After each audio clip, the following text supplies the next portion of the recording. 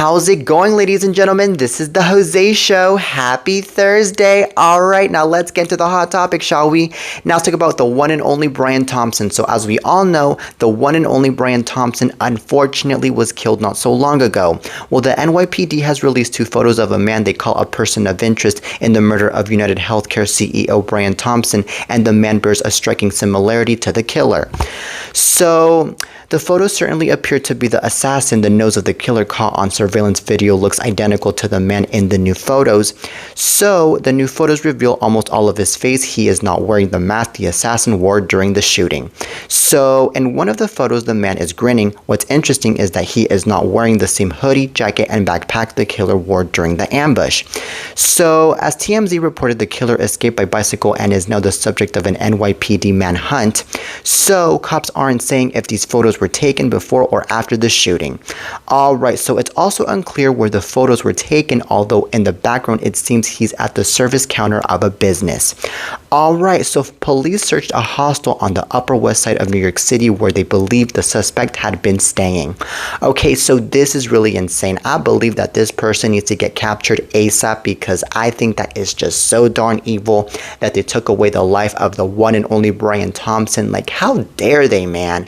Like, I believe that this is just going way too far now, where people, they decide to, take away the life of other people, all because they disagree with other people on certain things, or all because of the fact that they just believe that it's really good revenge, having to do something like that towards them because the certain person, I don't know, caused them drama, or the certain person, I don't know, told them something that they didn't like, or I don't know, man. I'm just, making up stuff here that could be the reason to why this person ended up murdering Brian Thompson. But it's very crazy though that Brian Thompson, just one day before or 2 days before, he was scheduled to be in some kind of event over in New York City, I believe a Christmas event. And then all of a sudden, one day later, his life gets taken away by some person. It seems like it to me that the reason to why this person ended up assassinating Brian Thompson in the first place could also be because of the fact that maybe this person didn't want to see Brian Thompson achieve anything in New York City at this event that he was going to be attending, because it was going to be a Christmas event. And you know how Christmas events are. They're very beautiful. They're very lovely. A lot of people get to attend them, especially because, New York City is very beautiful when it comes to the Christmas events, especially over in Times Square. Let's be real here. And it might have been a huge envy for the person just having to see that this guy was going to be in that event after all, that it ended up causing him to get jealous enough to go off and shoot this guy or murder this guy in general. So this is very ridiculous and very scary, man.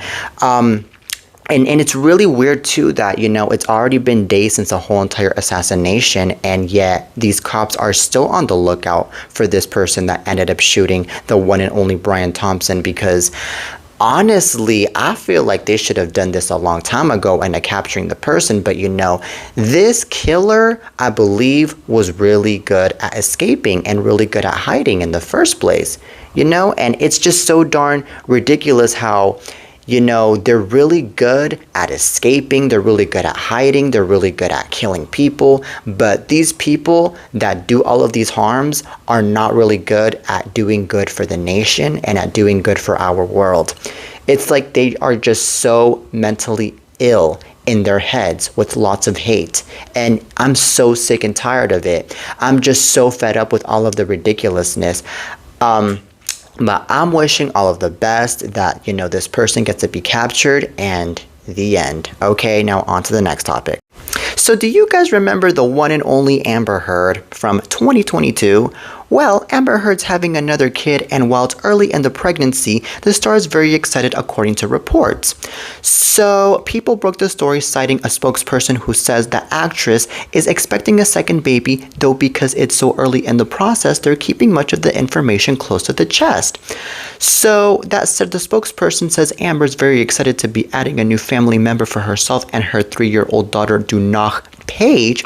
Paige was born back in 2021, with Amber breaking the news 3 months later after her daughter's birth, saying she wanted to have a child and do it on her own terms. Alright, so while she's establishing her family, Amber's not in a new relationship as far as we know. Like we mentioned, like TMZ mentioned, she said she wanted to have a kid on her own terms, sans partner, it appears. Alright, so Heard has kept her dating life low-key lately, but there have been relationship rumors about directors Bianca Butti and Andres Muschietti in the past few years. Okay, so of course her relationship with Johnny Depp got very contentious, ending in the famous defamation trial in 2022. Okay, so this is really weird and very interesting that Amber Heard is going to be having a child, because honestly, I don't really care, because I am not Team Amber Heard on anything, because I am so sick and tired of this woman. I mean, that trial from 2022 that she had against Johnny Depp really has me traumatized, because she was just putting on those freaking crocodile tears throughout the whole entire trial by trying to make Johnny Depp look bad, when in reality Amber Heard was just trying to basically be the villain because of the fact that she was trying to make him look bad. And let's remember that this woman was trying to live off of Johnny Depp's publicity and fame by this freaking trial, because let's be honest, Amber Heard isn't famous for anything. I mean, yeah, she's an actress, she's done some stuff here and there, but she hasn't really been all that famous for all of the stuff that she has done, because none of the roles that she has had have been as huge as the roles that Johnny Depp has had. Let's be real, which could be the reason to why she's over here and was over here trying to live off of the fame and off of the publicity that Johnny Depp was having towards this trial. And now over here, she's trying to get more publicity now that she's expecting baby number 2, and she's expecting for everybody to go after her and say, "Ah, we love you, Amber, congratulations," and this and that. But honestly, not so many people are going to be congratulating this woman now that she's going to be expecting another baby, because like I said, nobody really is caring for this bitch anymore, because this woman is just so freaking annoying after that freaking trial back in 2022. And honestly, if this woman really wants publicity, then she's gonna have to do some jobs. She's gonna have to get some movies out. She's gonna have to do some acting roles in some series too. Who knows? Okay, I mean, congrats maybe for Amber Heard that she's gonna be having a baby. Okay, yeah, but like I said, I don't really care. I am not Team Amber Heard on this one. And yeah, that's all I have to say about this. Now on to the next topic. Okay, now let's talk about O.J. Simpson. So O.J. Simpson, ex-bodyguard, claims he has murder confession recording, but police find no evidence.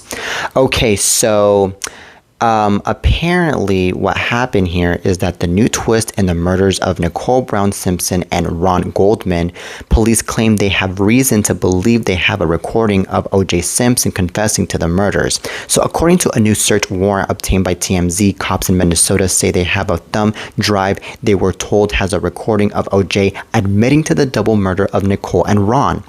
So what's more is that police say they've been told the recording also features O.J. implicating an unknown third party. In the warrant, cops say they seized a backpack containing multiple thumb drives from a man named Iraq Avelli as part of an investigation in a separate case. Avelli is Simpson's former bodyguard. Okay, so in the docs say Avelli was arrested in March of 2022, and police executed a search warrant to collect evidence, including a green backpack with live ammunition and other items. Now, Bloomington Police Department in Minnesota says in June of 2024, 2 months after O.J. died, they got a call from an LAPD detective who advised that Avelli and his attorney met with LAPD and told cops inside the green backpack was a thumb drive with a recording of O.J.'s confession.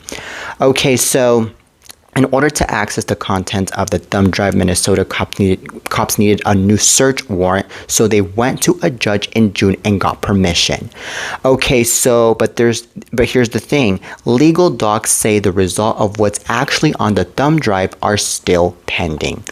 All right, so Anyways, TMZ's law enforcement sources say the thumb drive in question was tied up in ongoing litigation with Avelli and his lawyer suing the Minnesota cops to get back all his seized items. However, in July, a judge denied a motion to return the belongings.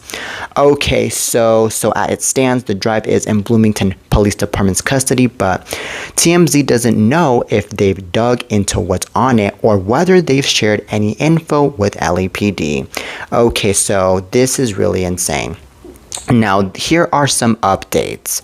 So apparently, at 2:42 Pacific Standard Time, law enforcement sources tell TMZ Bloomington police accessed the thumb drive and determined there was no confession by O.J. Simpson.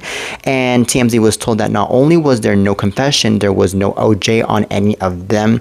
It was just Iraq Avelli talking to himself. So at 5:45 p.m., the LAPD tells TMZ the City of Bloomington, Minnesota Police Department examined the drives in question and determined they contain nothing of evidentiary value. The LAPD has never listened to or been in possession of these drives. Okay, so this is really insane that all of this information is coming out just like almost 3 decades later, or 3 decades later. Because, come on now. This should have been investigated like a long time ago, first and foremost.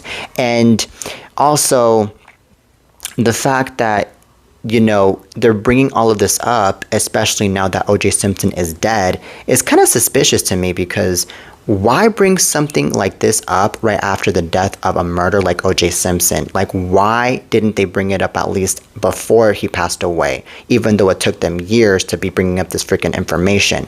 Because hello, I mean, they could have, gone after O.J. Simpson about the whole entire thing, or they should have, investigated O.J. Simpson and maybe, asked O.J. Simpson some questions or something. I don't know, but they should have done something about the situation while O.J. Simpson was alive, that's for sure, because literally now there is nothing that the LAPD can do. There is nothing that law enforcement can do now that O.J. Simpson is gone.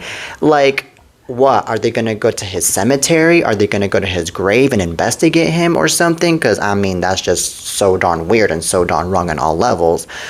So, I mean, this is just a bunch of story stuff, a bunch of history stuff, what we're hearing here, apparently. This is just a bunch of stuff that is just meant for the freaking publicity, and that is just meant for, people to just be curious after all, because, yeah, like I said, this is just something that is already in the past now that O.J. Simpson is no longer with us. And also, it's so interesting how all of a sudden they're bringing up Avelli into this, even though Avelli, of course, was arrested back in March of 2022. But, if Avelli already got investigated and arrested because I believe Avelli might have had some connection ties with the whole entire murder case here alongside with O.J. Simpson, then I mean, what is the big deal here? I mean, the guy is already getting held accountable for his actions if he's already getting arrested, and he is already facing the time in prison right now anyways. So, I mean, I don't really understand this story after all. So, this is just so darn drama here. This is just so darn drama. And that's all I have to say about this. Now on to the next topic. Alright, now let's talk about Joey Lawrence. So Joey Lawrence reconciles with estranged wife months after divorce filing. So Joey Lawrence and his estranged wife are working through their differences. They are rekindling the relationship months after she filed for divorce, TMZ has learned. So, sources directly connected to the couple tell TMZ Joey and his wife of 2 years, Samantha Cope, are back together and they plan on calling off their divorce. So, while it's unclear right now why or when they reconciled, our sources say it was recent and it's clear they definitely rebuilt the relationship. Lawrence first revealed things were warming up with Cope through an Instagram post. Wednesday night, he shared a pic of them and wrote in the caption, "He is galaxies beyond thankful." So, anyways, SC responded in the comments to the message with a heart emoji and love you, so relationship repaired. So, anyways, the reconciliation's pretty shocking given Samantha filed for divorce less than 4 months ago and asked for 100% physical custody of their daughter, with Joey only getting to visit their kid with her sign off. Okay. So Lawrence was accused of cheating on Cope with Melina Alves, the writer of a movie he's starring in, Socked In for Christmas, with her husband claiming in divorce talks Joey and Melina started a sexual relationship in March. And apparently Joey Lawrence denied cheating allegations in the aftermath of the divorce filing, saying his bond with Alves was based on shared experiences and mutual understanding, not physical intimacy. Okay, so Joey claimed his 2 kids from a previous relationship would never be accepted by Samantha, a major rift in the relationship, though he's since taken that statement off his Instagram. Okay, so this is really insane that now Joey Lawrence and the Samantha girl are now basically back together because they have reconciled. Because I think that there is nothing more beautiful than to be reconciling with somebody, especially when it comes to a divorce filing. Because usually when people be filing divorces, they no longer want to have anything to do with you. They want to move on, and they want to just focus on different things as well. But in this case, I believe that they were just changing their mind, and they were like, well, there's maybe other things that we can do in order to save the relationship, even though we have already filed for divorce. And I believe that they were doing it not just for their own mental health and also to, recover the love that they had for each other, but also they did all of this for their child, because I believe that they were thinking so much about their child being so miserable about the fact that their parents are divorcing, especially because this child of theirs needs them so much. So it really makes a lot of sense here. It really does. And, what's really good about all of this, man, is that, in life, yes, there are many situations out there that are very ugly, where you are just like, okay, I gotta divorce this person ASAP. I don't want to have anything to do with this person because this person is an abuser, a cheater, a rapist, a drug addict, an alcoholic, you name it. But in this case, since it was just cheating and there was no sexual relationship going on in between Joey Lawrence and this Melina chick, it wasn't anything that major after all for Joey Lawrence to completely divorce the woman, Samantha, that then Samantha and Joey were all like, well, let's leave this Melina relationship aside now, and now let's just focus on us, and now I'll give you a second chance, Joey Lawrence, in order to be back with me, so that way now I believe our relationship not only can continue, but also it can continue stronger than ever, because if there's one thing that divorces do, or filing divorces do, is that it actually strengthens a relationship big time. So they basically saw this whole entire situation like that, which is why now they are basically back together. So I really hope that now they're going to continue off with the marriage now that they have reconciled. That would be an amazing thing right there. Oh my goodness. See, to all of y'all people out there that are just divorcing and that want to get rid of your spouses for good, even when it comes to the minor things, y'all should really follow this example, because it's a really good example. But to those of y'all that are just wanting to divorce your spouses for something major, then go ahead ASAP. That's all I got to say about this. But anyways, Joey Lawrence and Samantha, I wish you guys nothing but the best. Now on to the next topic. Now let's talk about Tyler Perry. So Tyler Perry is all about one leading lady calling it a dream come true to work with Oprah. So TMZ caught up with Tyler Wednesday, and he couldn't stop gushing about directing Oprah for the first time in his new Netflix film, The 6888. So making it clear that teaming up with the cultural icon is nothing short of incredible. So, apparently, while Tyler's a talented director in his own right, TMZ had to ask if Oprah would crush it as a director herself. It's one of the few things she hasn't tackled yet. Well, anyways, Oprah joins a star-studded cast including Kerry Washington in the 6888, a movie that highlights the contributions of the 6888th Central Postal Directory Battalion, an all-black, all-female unit during World War II. The film hits Netflix on December 20.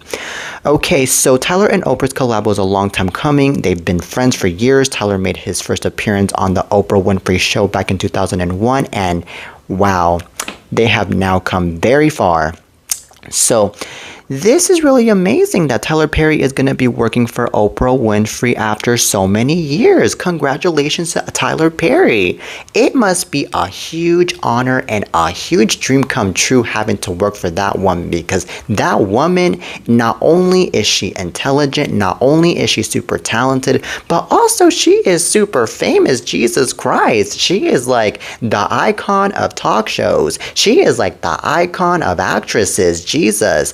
And for Tyler Perry to be the director, by the way, of this special for Oprah, it's amazing, by the way, not only because of Oprah being an amazing talent, but also let's remember that Tyler Perry is also an icon too. I mean, he's that same person that got to be impersonating, or that got to be portraying this role of Medea back in the 90s, which, by the way, was super funny and super iconic. Let's remember that. And also, he is that same person that has directed so many shows, so many successful shows. And I believe that a lot of the shows that he has directed and that he has created have been on the Oprah Winfrey Network.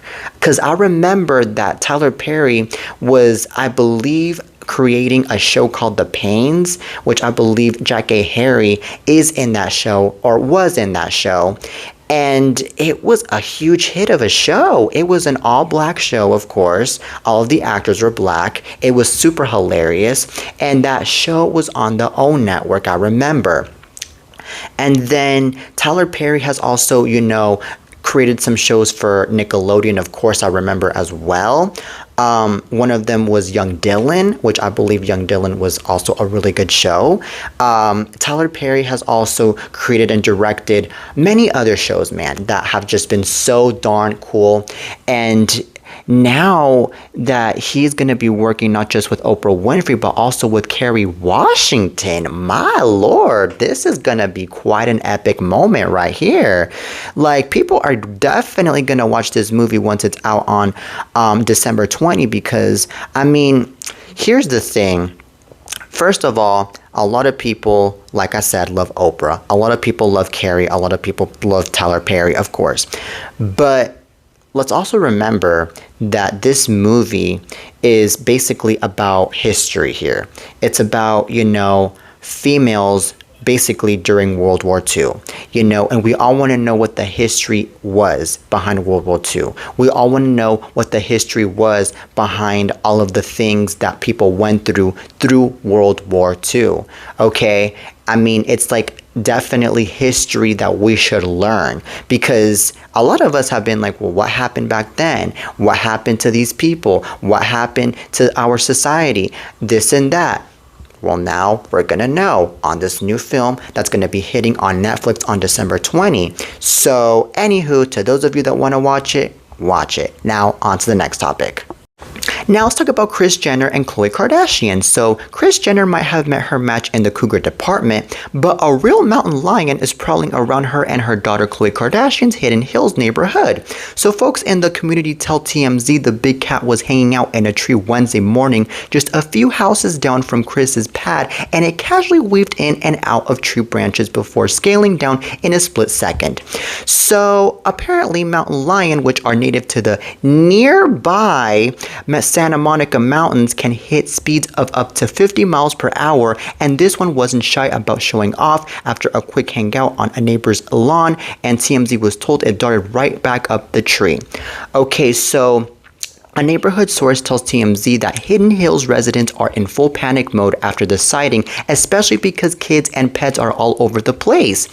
So, TMZ was told that folks have been blowing up Fish and Wildlife's hotline, but they've been told the agency is taking a hands-off approach due to a state policy which says since it's technically the mountain lion's natural turf, they won't tranquilize or remove it. Okay, so as a precaution, the neighborhood's Round Meadow Elementary School was locked down for a while Wednesday morning until the big cat was out of sight. So it's unclear where the mountain lion's lurking now, but it's safe to say everyone in the area is keeping their eyes peeled and their doors locked. This is so freaking scary that the people in the freaking wildlife hotline aren't doing anything about this, because God forbid that these mountain lions end up attacking all of the people that live in this neighborhood, especially Kris Jenner and Khloe Kardashian. Jesus. And God forbid that these wildlife animals end up attacking the pets of these owners as well. Like, Jesus Christ. These people need to do something about this ASAP. Because really, this is just an emergency. Okay?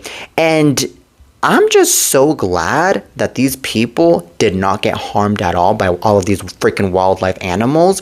And I am so glad, by the way, that these people have doors with locks and hopefully really good windows and really good glass on their doors and on their windows, because of the fact that maybe that will protect them from these freaking wild animals.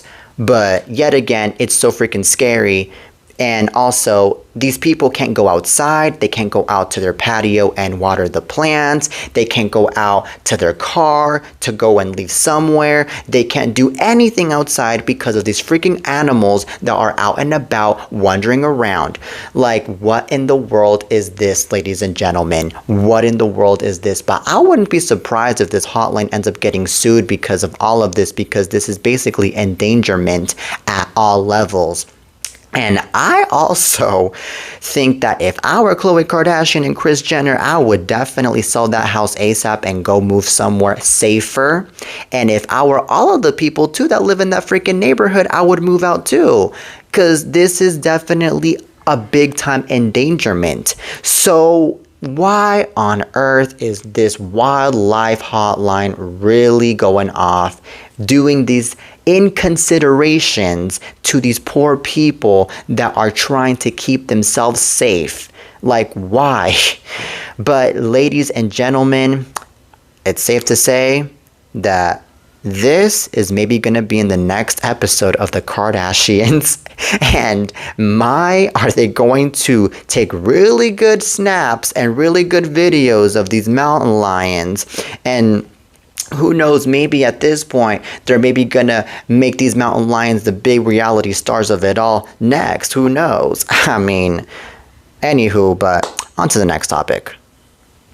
Now let's talk about Barron Trump. So Barron Trump isn't soaking up the spotlight while attending New York University, and he's using video games to socialize with his peers, this according to current students. So apparently, TMZ spoke with several students at the prestigious Manhattan University who tell TMZ Barron spends little time on campus, quickly moving in and out of buildings while surrounded by Secret Service agents and transported in an SUV. So basically playing hacky sack in the squad ain't his thing. Okay, so anyways, in fact, a student tells TMZ Barron typically hangs out in the back of his economics class surrounded by Secret Service, as another student describes Barron's campus presents. All right, so he hardly exists, apparently. Okay, so a Secret Service source tells TMZ agents are assigned to him around the clock, every day, all year long. Given his unique situation, New York University students presume it can be difficult for Barron Trump to live the typical life of a college freshman. So although he might not be the life of the party, the consensus is he's chill and friendly when he does cross paths with others. Okay, so, but there is one way Barron seems to be relating to other students, and it's video games.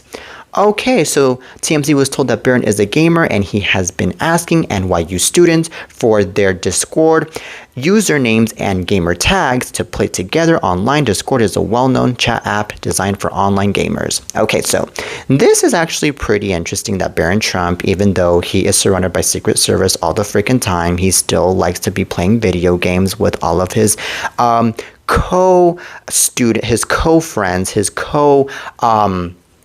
what's it called, mates in the university, because I mean, I believe that's like the only way that he can get along with them after all, because I believe that in the university, since he's surrounded by all of these secret agent people, there's just no way that anybody is able to approach him, and he's not able to approach anybody. And it's kind of understandable that he's around Secret Service all the time, because unfortunately, Donald Trump is not well known at all for being politician, and he's not well known at all for anything. And you know, unfortunately, he's been even more hated nowadays, now that he is going to be the president of the United States of America. And also, NYU is a big university with so much students, so I mean, in between all of those students, I mean, there are definitely a bunch of Trump haters, that's for sure. So anywho, I think that if I were Barron Trump, though, I don't know, I would just have to do all of those classes online instead of having to go to school in person, just to keep it safe if I were him, you know? But I don't know, man. This is just quite interesting. And also, it's really, really unbelievable to me that now Barron Trump is all grown up and now he's attending a university. Because I remember when he was a kid, like he was just, you know, like what, in middle school, I believe, when Trump ended up running for office for the first time, and or in elementary school, I believe. And now all of a sudden he is this grown-ass kid now. I mean, this grown-ass adult. It's like so darn unbelievable how time flies. But anyways, if you guys want to be friends with somebody and actually play video games with somebody and have a social life with somebody, don't be friends with somebody that is related to a famous politician nor to a famous celebrity, because stuff like this happens when Secret Service is intervening with you and they just don't want to have anything to do with you at all. Okay? Now, that's all I have to say, okay? Now, that is it for today's show, ladies and gentlemen. I really hope you guys enjoyed today's lovely episode of The Jose Show. Till next time, and peace.